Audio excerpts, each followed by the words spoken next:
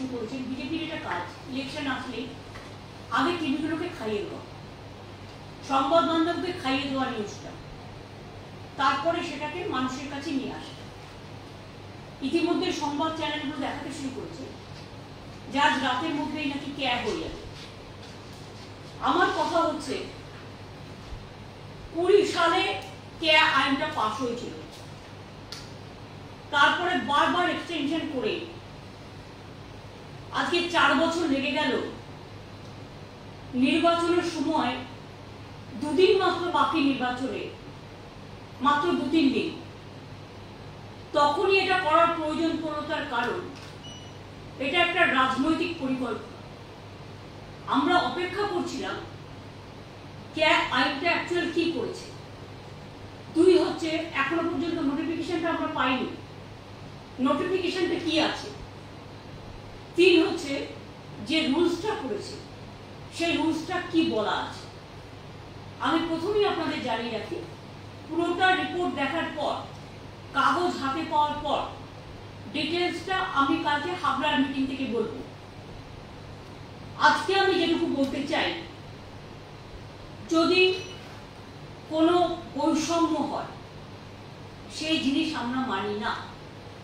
ধর্ম বৈষম্য হোক, বর্ণ বৈষম্য হোক, লিঙ্গ বৈষম্য হোক, মানব জাতির বৈষম্য হোক, এটা আমরা মানি না। 2, আমি মনে করি যে আজকে যাদের বলা হচ্ছে ছেলের হাতের মুয়া, হয়তো একটা বড় জোর ওই 2 দিনে কাউকে তো দিতে পারবে না, জাস্ট শো অফ, জাস্ট একটা ছেলের হাতের মুয়া, লালিপপ, বলবে আপনারা পোর্টালে নাম লিখুন, এরকম কিছু একটা করবে। তা পোর্টালে তো সব ধরনের লোকেরাই নাম লেখাবে, কিন্তু সেই নাম আদৌ কার্যকরী হবে। আর যদি আজকে ক্যাব করে বলে আপনি নাগরিক, তার মানে কি এতদিন তারা নাগরিক ছিল না? সেই জন্যই কি মতুয়া ভাই বোনদের এবং নমশূদ্রদের আধার কার্ড বাতিল করার চক্রান্ত হয়েছিল? কেন তাদের আধার কার্ড বাতিল করা হচ্ছিল?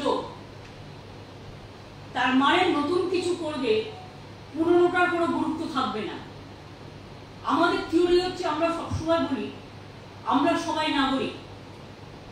আজকে কেউ চাকরি বাকরি করছে, কেউ স্কুলে পড়াশোনা করছে, কেউ জমি জমা কিনে সেখানে দীর্ঘদিন ধরে বসতি তৈরি করেছে। তার মানে সেগুলো কি ভ্যালিড নয়? আইনত কোশ্চেন হবে না তো যে তার মানে আগে যে সুযোগগুলো তারা পেতেন সেটা সব অবৈধ হয়ে যাবে, সেগুলো বৈধ হবে না। একমাত্র ক্যাব বৈধ যদি হয়, তাহলে এতদিন ধরে মানুষ যে সুযোগ পেয়ে আসছিল, তাদের ভোটেই তো প্রধানমন্ত্রী নির্বাচিত হয়েছে, তাদের ভোটেই তো চিফ মিনিস্টার নির্বাচিত হয়েছে, তাদের ভোটেই তো গ্রাম সভা হয়েছে, পঞ্চায়েত সমিতি হয়েছে, জেলা পরিষদ হয়েছে, কর্পোরেশন হয়েছে।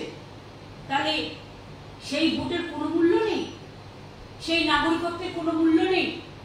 নাগরিকত্ব ভোটের আগে নতুন করে চিন্তা করতে হচ্ছে। এবং আমি ডিটেলসটা দেখার পরে কালকে নিশ্চয়ই আপনাদের কাছে বলবো, কিন্তু আমার মনে হচ্ছে যে যদি ক্যাব দেখিয়ে এনআরসি নিয়ে এসে কারো যারা এখানকার নাগরিক তাদের নাগরিকত্ব ক্যান্সেল করা হয়, তাহলে কিন্তু আমরা কেউ চুপ থাকবো না, আমরা স্ট্রংলি এটা প্রতিবাদ করব। আমরা আগে জানিয়ে গেলাম। 2 হচ্ছে নো এনআরসি, এনআরসি তো আমরা মানতেই পারি না। আর ক্যাব নাম করেও কাউকে ডিটেনশন ক্যাম্পে রেখে দেবে, এই চালাকিও আমরা করতে দেবো না। ভোট আজকে আছে, কাল পুড়িয়ে যাবে, আর 2 দিনে কেউ নাগরিকত্ব পাবেও না। এটা লোক দেখানো, জাস্ট প্রতারণা, মানুষের সাথে ছলনা। এতে যদি কেউ খুশি হয় আমি খুশি হব, কিন্তু এতে যদি কেউ দুঃখী হয় আমি দুঃখ পাবো। কাজে আমি অপেক্ষা করছি টোটাল আইনটা দেখবার জন্য। এবং আমি এখনো মনে করি আমাদের এখানে যারা আছেন সারা ভারতবর্ষে, যারা ভারতবর্ষে বসবাস করেন, বাংলায় বসবাস করেন, তারা প্রত্যেকে নাগরিক। তাদের নাগরিক অধিকার, তাদের গণতান্ত্রিক অধিকার, তাদের সামাজিক অধিকার, তাদের প্রতিষ্ঠার অধিকার, তাদের ইকোনমিক অধিকার, তাদের ব্যক্তিগত অধিকার, তাদের সম্পত্তির অধিকার সবই থাকবে।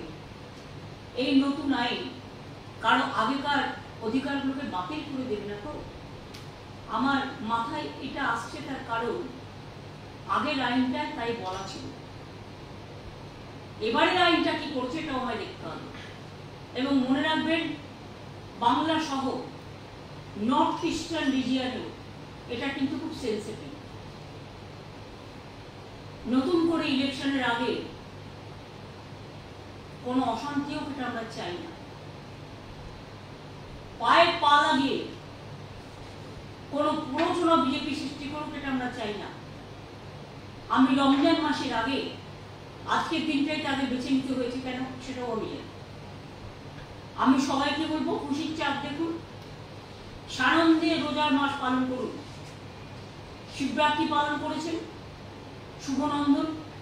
রমজানের মুবারক অনেক, হোলি আসছে, রামনবমী আসছে, নতুন বছর আসছে। সবাইকে আপনাদের শুভনন্দন জানিয়ে বলি যে ভয় পাবেন না, চিন্তা করবেন না।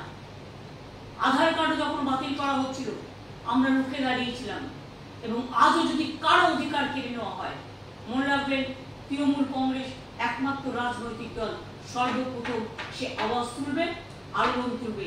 তার মানে সূচনাটা আমি এখনই করে দিয়ে গেলাম, কারণ মধ্যরাত্রে মধ্যগগনে কি ফুল ফুটবে সেটা তো আমরা জানি না। সেই জন্য আগাম বলে গেলাম সন্ধ্যাবেলায়, নতুন সন্ধ্যা শুরু হবার আগে সন্ধ্যা লগনে যে মধ্যরাতে এমন কিছু করবেন না। এটা ফ্রিডম অ্যাট মিডনাইট নয়, এটা বিজেপির পরিকল্পনা ছলনা। সাহস থাকলে আপনি 6 মাস আগে দিতেন, 4 বছর অপেক্ষা করতে হলো কেন? আর হঠাৎ ইলেকশনের আগে নানা রকম বুলি উড়ে বেড়াচ্ছেন। গ্যাসের দাম 70,000 কোটি টাকা আপনারা ইনকাম করেছেন, গ্যাসের দাম বাড়িয়েছেন তো বাড়িয়েছেন। আজকে নির্বাচন বলে 100 টাকা কমাচ্ছেন, কিন্তু যেটা বাড়িয়েছেন 1000 টাকায় সেটা কিনতেই তো মানুষের পকেটে অর্ধেক রোজগার বেরিয়ে যাচ্ছে। সুতরাং ভাওতা অলওয়েজ ভাওতা, ছলনা অলওয়েজ ছলনা, প্রতারণা অলওয়েজ প্রতারণা।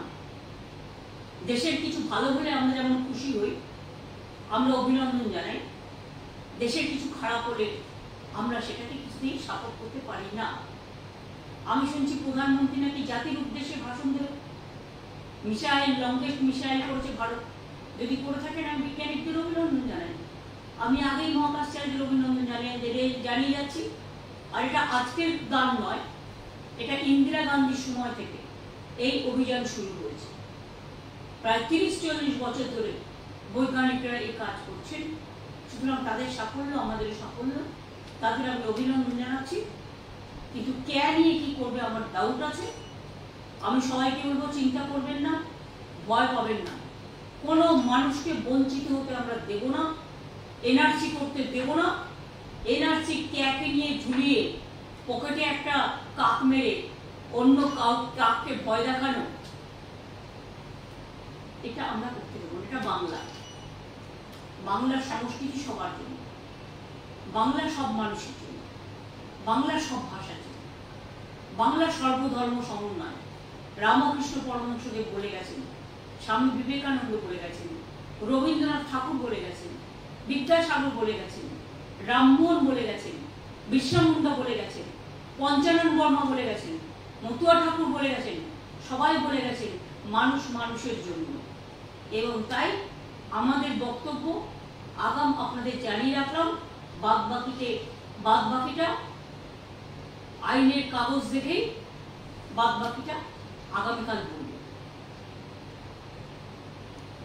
যখন মিডিয়াকে খাইয়ে দিয়েছেন আগাম, তখন কাগজটা আগেই ছেড়ে দিতে পারতেন, নাকি দিন থাকতে ছাড়বেন না, আধারে ছাড়বেন। যেমন করে আধার কার্ডগুলো কেটেছিলেন, ওটা ছিল সূচনা, ভরে ফেলেছিলাম। তাই আমি বলবো যে আমি পুরোটা দেখে বাদবাকি কালকে হাবড়া মিটিং থেকে বলবো। কিন্তু বৈষম্য হলে, এনআরসি কে নিয়ে কাউকে বিতাড়িত করবার চেষ্টা করা হলে, মানুষের কোনো অধিকার কেড়ে নেওয়া হলে, যারা এতদিন ধরে যে অধিকারগুলো পাচ্ছে তৃণমূল কংগ্রেস কিন্তু মুখ বুঝে থাকবে না, প্রতিবাদ করবে, এটাই বলে। অনেক অনেক ধন্যবাদ আপনাদের সকলকে। বাদ বাকিটা আমি তো হাবড়ায় যাচ্ছি, ওখান থেকে আমি আবার বাগডোগরা যাব, কাজে পরশুদিন আমি আবার ফিরে আসবো, তখন দেখা হবে। আমি আবার বলে যাচ্ছি যে মনে রাখবেন, আমরা সবার জন্য, সব ধর্মের জন্য আমরা সবাই নাগরিক, এই স্লোগানটা আবার কিন্তু নতুন করে আমাদের সকলের অধিকার আছে বাঁচার, আমাদের নিজেদের সম্পত্তির অধিকার, বাঁচার অধিকার, শিক্ষার অধিকার, চাকরির অধিকার, মানুষ হিসেবে বাঁচার অধিকার, সেই অধিকার যেন কেউ কেড়ে না নেয়, ভোটের জন্য জাস্ট ছলনা করে, সেদিকে লক্ষ্য রাখতে অনুরোধ করি। আপনারা ওয়াচ করুন। আমাকে অনেক প্রেস মেসেজ পাঠাচ্ছিল আমার ওপিনিয়ন কি জানবার জন্য, তাই বাড়ি যাবার আগে আমি আপনাদের প্রাথমিক প্রতিক্রিয়াটা জানালাম, কিন্তু আইনটা দেখার পরে আমি আমার ফাইনাল প্রতিক্রিয়া জানাবো। दीदी एक सवाल था, क्या राज्य में आप इम्प्लीमेंट होने देंगे सीए, क्योंकि इससे पहले भी आपने कहा है कि मैंने जो बोल दिया, पहले मेरे को रूल्स देखने दीजिए। I am just watching the notification. अभी नोटिफिकेशन नहीं निकाला, रूल्स नहीं निकाला। रूल्स नोटिफिकेशन में अगर हम देखेंगे कि ये डिप्राइव कर रहा है लोगों का अधिकार को, तो हम उसको खिलाफ में लड़ेंगे। हम पहले हमको देखने दीजिए, आई एम वॉचिंग। हम जब रूल्स निकालेंगे हम उसको स्टडी करके जो बताना है कल बताएंगे। लेकिन मैं आज बोल दिया कि एक बीजेपी का इलेक्शन पब्लिसिटी है, नथिंग इज देयर। तो 2020 साल में एक कानून पास हुआ था, उसका बाद 4 साल बीत गया, लेकिन अभी चुनाव जब आते हैं एक कुछ गाल गप गाप गप पकड़ते हैं, ये भी एक गाप गप है, लेकिन असली पौधा किसी को नहीं मिलेगा।